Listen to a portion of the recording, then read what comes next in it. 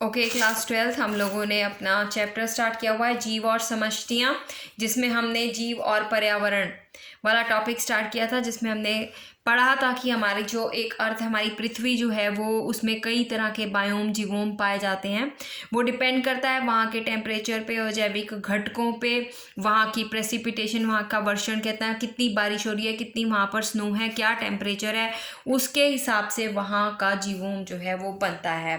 For example जहाँ पर बहुत कम बारिश होती है, राइट, इस एनालॉग में हमने क्या लिया हुआ है, एक तरफ हमने वार्षिक वर्षण लिया हुआ है, दूसरी तरफ हमने टेम्परेचर लिया हुआ है। जहाँ पर बारिश बहुत कम है वहाँ पर आपको मरुस्थल मिलेगा, जहाँ पे हाई टेम्परेचर और बारिश कम होगी, और जहाँ पर हमारे पास टेम्परेचर भी कम होगा, राइट, और बारिश भी कम होगी, वहाँ पे टुंड्रा वेजिटेशन, एल्पाइन रीजन मिलेंगे जहाँ पे बर्फ़ वगैरह होती है। पोल्स की तरफ, ध्रुवीय इलाकों की तरफ ये जनरली होता है। और फिर जब हल्की बारिश और थोड़ा सा टेम्परेचर बढ़ेगा तो घास स्थल बनने शुरू हो जाते हैं, और जब बारिश बहुत ज़्यादा होगी तो वहाँ पर हमारे कौन से फॉरेस्ट बन जाएंगे, वहाँ पर हमारे पास rain forest, evergreen rain forest, जिसे उष्णकटिबंध वन बोलते हैं, राइट। और जहाँ पर हमारे पास बारिश भी ठीक सामान्य रूप से होगी, प्लस टेम्परेचर भी जो है वो ज़्यादा नहीं होगा, ना ज़्यादा कम होगा, वहाँ पर कॉनिकल फॉरेस्ट, कॉनिफेरस फॉरेस्ट जो है बन जाते हैं, शंकुधारी one, coniferous forest, corn like trees वहाँ पर मिलते हैं, जैसे पाइनस जैसी वेजिटेशन वहाँ पर पाई जाती है। तो इस तरह के डिफरेंट बायोम्स जो हैं वो बनते हैं, डिपेंड करता है वहाँ का हमारा टेम्परेचर कितना है और वहाँ का वार्षिक वर्षण कितना है। ठीक है, अब हमारे पास हमारी जो अर्थ है, उस अर्थ पे केवल अनुकूल परिस्थितियाँ ही नहीं हैं, हमारी अर्थ में केवल मॉडरेट क्लाइमेट पे ही जीवन पॉसिबल नहीं है, एक्सट्रीम क्लाइमेट्स में भी हमारी अर्थ जो है वहाँ पर जीवन होता है। यानी कि जहाँ पर जो बड़े चरम और कठोर आवास हैं, जहाँ टेम्परेचर बहुत ज़्यादा होगा या बहुत ज़्यादा कम होगा, वहाँ पर भी हमारी इस पृथ्वी पर लाइफ एग्जिस्ट करती है। वहाँ हम मनुष्यों का रहना तो मुश्किल है, पर छोटे छोटे बैक्टीरियाज यानी जीवाणु जो हैं वो वहाँ पर एग्जिस्ट करते हैं, राइट। कई हमारी जो पॉपुलेशन है वो हमारे पास निरंतर वर्षा से भीगे मेघालय के वनों में भी छोटे छोटे हमारे ट्रीज़ वगैरह उगाते हैं ना, तो कई तरह की वेजिटेशन वहाँ पर पाई जाती हैं। महासागर की खाइयों में भी कई प्रकार की जातियाँ हमें देखने को मिलती हैं। तो एक्सट्रीम कंडीशंस में यानी कि चरम और कठोर आवासों में भी लाइफ पॉसिबल है। जो गर्म पानी के झरने होते हैं, हॉट वाटर स्प्रिंग्स, वहाँ पर भी हमें बैक्टीरियाज जो हैं मिल जाते हैं। ठीक है, इसी तरह से हमारे पास जितने भी ये मीथेन वाले एरियाज़ हैं, जहाँ पर मीथेन गैस निकलती है, वहाँ पर भी देखो लाइफ पॉसिबल है। छोटे छोटे माइक्रो ऑर्गेनिजम्स वहाँ पर भी हमें मिल जाते हैं। तो कहना कि हमारी जो धरती है वहाँ पर केवल ज़रूरी नहीं है कि मॉडरेट क्लाइमेट में, जहाँ पर अच्छा क्लाइमेट है, वहीं लाइफ पॉसिबल हो, बल्कि एक्सट्रीम कंडीशन में भी लाइफ जो है वो पॉसिबल हो सकती है।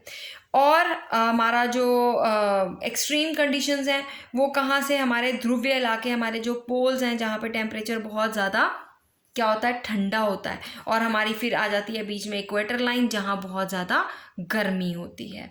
और अब आगे हम पढ़ेंगे कि किसी भी पर्टिकुलर आवास में वहाँ की जैव विविधता कैसी होगी, वो डिपेंड करेगा वहाँ के टेम्परेचर पे, जल पे, प्रकाश पे और मृदा पे, यानी कि वहाँ की मिट्टी कैसी है। यानी कि अजैविक घटक जो हैं वो उनके ऊपर हमारा जैविक घटकों का अजैविक घटकों का बहुत प्रभाव पड़ता है जैविक घटकों के ऊपर, राइट।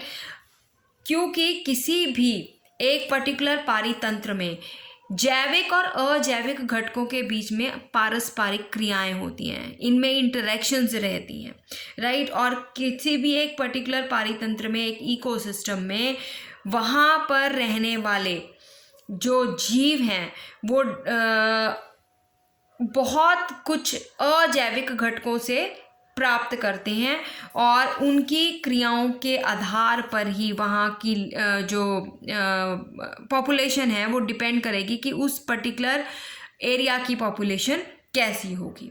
ठीक है, अब हमारे जो आवास है, हमारा जो हैबिटेट है, उसमें अजैविक घटक प्लस जैविक घटक जब इनके बीच में इंटरेक्शन होती है तो वो उस पर्टिकुलर जीव का निकेत कहा जाता है, निच जिसे हम बोलते हैं। ये क्वेश्चन आता है। तो निच क्या होती है?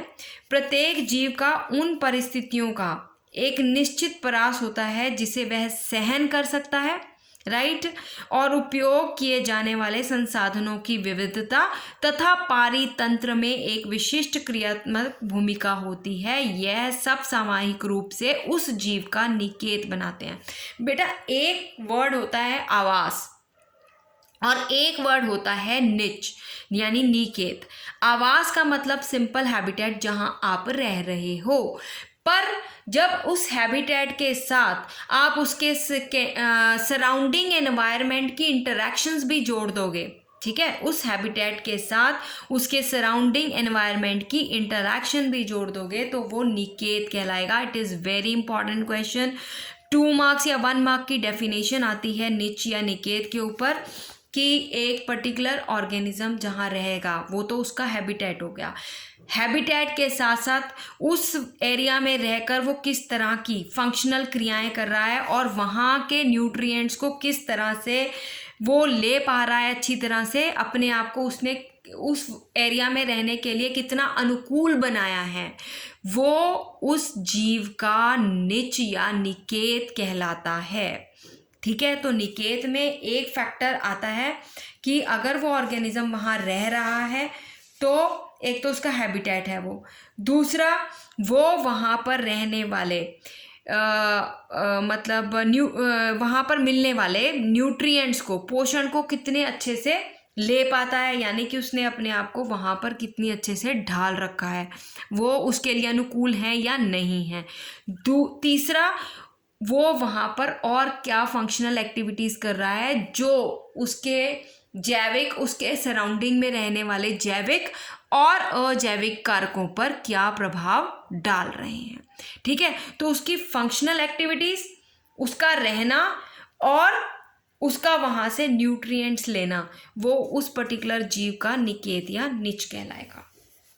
राइट, आगे देखिए, हमारे पास प्रमुख अजैविक कारक में सबसे पहला आता है तापमान, टेम्परेचर। किसी भी एरिया की कंडीशंस जो हैं, वहाँ पर वहाँ का जीवोम कैसा होगा, वहाँ का जीवन कैसा होगा, राइट, वो डिपेंड करेगा। सबसे पहला इम्पॉर्टेंट फैक्टर होता है टेम्परेचर और दूसरा इम्पॉर्टेंट फैक्टर होता है पानी। राइट, अब अगर हम टेम्परेचर की बात करें तो हमारे पास टेम्परेचर, अगर नॉर्मल टेम्परेचर ह्यूमन की कंडीशन से देखें या नॉर्मल वेजिटेशन की कंडीशन से देखें तो 50 डिग्री सेल्सियस तक का टेम्परेचर हम लोग टॉलरेट कर सकते हैं। राइट, पर इससे ज़्यादा अगर हमें कहा जाए कि बाहर जाके बैठ जाओ, टेम्परेचर है 55 डिग्री सेल्सियस, तो हमारा बॉडी जो है उसे टॉलरेट नहीं कर पाएगी और टेम्परेचर जो है हमारे इस धरती पर वेरी करता है। यानी कि हमारा जो टेम्परेचर, अगर हम भूमध्य रेखा यानी इक्वेटर से पोल्स की तरफ जाएं तो टेम्परेचर वेरी करेगा ना। पोल्स में माइनस में टेम्परेचर चला जाता है ध्रुवीय इलाकों में, राइट, और हमारा जो भूमध्य रेखा है वहाँ पर टेम्परेचर बहुत ज़्यादा हाई होता है। राइट, अब ये जो टेम्परेचर डिफरेंस है, इसी के आधार पर मैंने आपको बहुत बार कहा है कि वहाँ पर पाए जाने वाले ऑर्गेनिजम्स डिसाइड होते हैं और वो ऑर्गेनिज्म वहाँ पर रहने के लिए बिल्कुल अनुकूल होते हैं। उन्होंने अपने आप को वहाँ रहने के लिए ढाला होता है, उनकी अडेप्टेशन बॉडी की ऐसी होती है कि वो वहाँ पर रह सकते हैं। अगर उनकी बॉडी वैसे अडेप्टेड नहीं होगी तो धीरे धीरे वो मरना शुरू हो जाएंगे। राइट, अगर वो बॉडी अपनी बॉडी को अपने सराउंडिंग एनवायरनमेंट के अकॉर्डिंगली एक समस्थैतिक वाली स्टेट में, राइट, एक होम्योस्टैटिक वाली स्टेट में नहीं लाएंगे तो वो धीरे धीरे ऑर्गेनिजम्स ख़त्म हो जाएंगे, लुप्त हो जाएंगे, जैसे कि डायनासोर्स ख़त्म हो गए थे। राइट, अब अगर हम देखें तो हमारे टेम्परेचर वेरिएशन के साथ साथ डिपेंड करेगा कि वहाँ का जो जीवन है, वहाँ पे पाए जाने वाले लिविंग ऑर्गेनिजम्स कैसे होंगे। राइट। अब अगर हम देखें इसमें बताया गया है कि आम के पेड़ जो हैं वो कनाडा और जर्मनी में नहीं पाए जाते। जितनी भी टेम्परेट कंट्रीज़ हैं जो बहुत ठंडी है, वहाँ पर ऑब्वियसली गर्म इलाकों में मिलने वाली वेजिटेशन वहाँ नहीं मिलेगी। इसी तरह से जो हमारे हिम चीते हैं, राइट, जिन्हें हम स्नो लेपर्ड बोलते हैं, राइट, जो स्नो लेपर्ड हैं वो हमें केरल के जंगलों में नहीं मिल सकते। और इसी तरह से टूना मछली जो है वो ट्रॉपिकल लैटिट्यूड से आगे कभी भी नहीं मिलेगी। तो कहना कि टेम्परेचर के आधार पर वहाँ के जीव जो हैं वो चेंज होते चले जाएंगे। ऐसा क्यों होता है? क्योंकि जीवधारियों के अंदर उनकी बॉडी में क्या पाए जाते हैं? एंजाइम्स।